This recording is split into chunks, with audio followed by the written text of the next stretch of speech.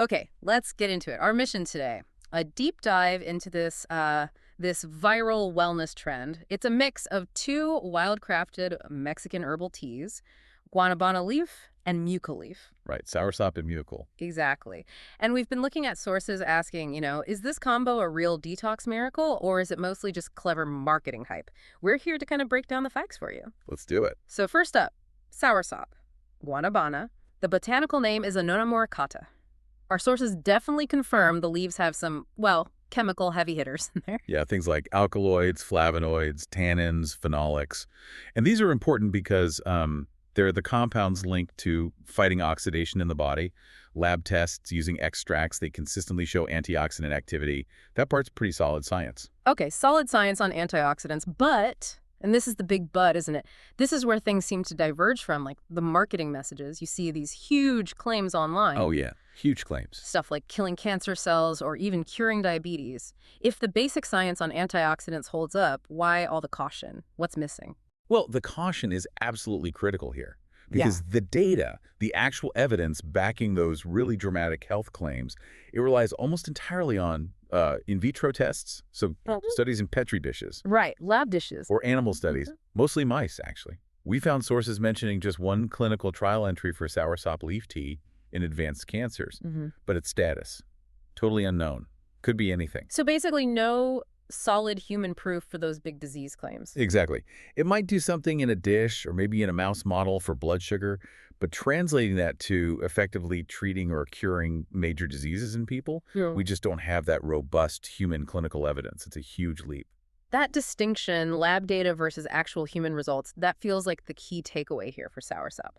Okay, so if soursop relies heavily on non-human data for the big promises, what about the other half? Muicle? Justicia facial. Right, Muicle. It's got this deep history in Mexican traditional folk medicine, doesn't it? Sometimes called de la Virgen, I read. That's right, yeah. It signifies its long use, its perceived purity and tradition.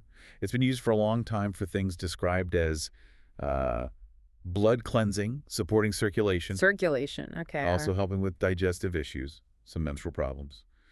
Traditional stuff. So what's the scientific take on mucil then? Does it fare any better?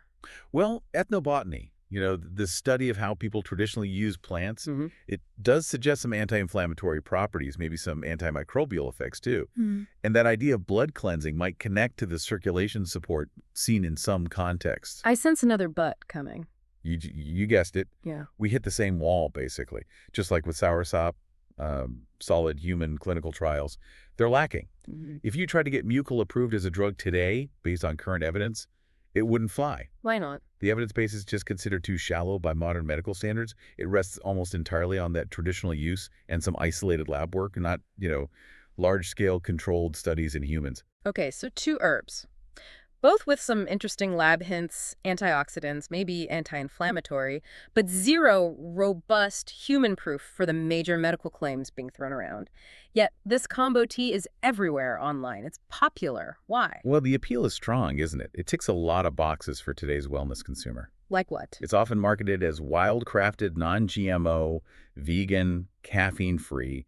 The marketing itself is usually quite glossy, very appealing. It taps right into that desire for purity, for ancient wisdom, for something natural. So the wild-crafted aspect and the cultural story really elevate it. It's not just tea. It's a premium wellness ritual. Precisely. And that leads us to our kind of unified verdict based on the sources. Both these teas can offer a relaxing, caffeine-free ritual. There's definite cultural value there. But are they going to deliver dramatic health outcomes like curing diabetes or cancer? The science says no. The rigorous human science just isn't there to back those kinds of claims you might see from some sellers.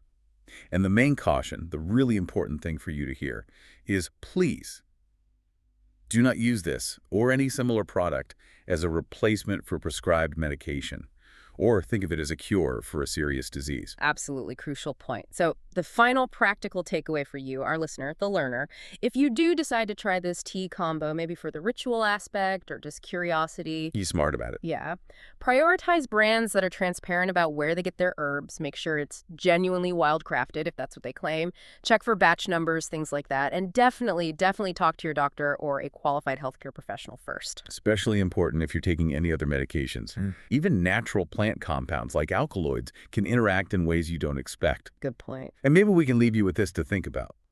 How do we balance respecting the rich history and cultural value of a traditional herb, which often does have real biological activity, with the very high standard of proof we need for modern medical claims? Hmm, that's a tricky line to walk. It really is. But learning to navigate that distinction, that's key to being truly well-informed in this whole ever-growing wellness world,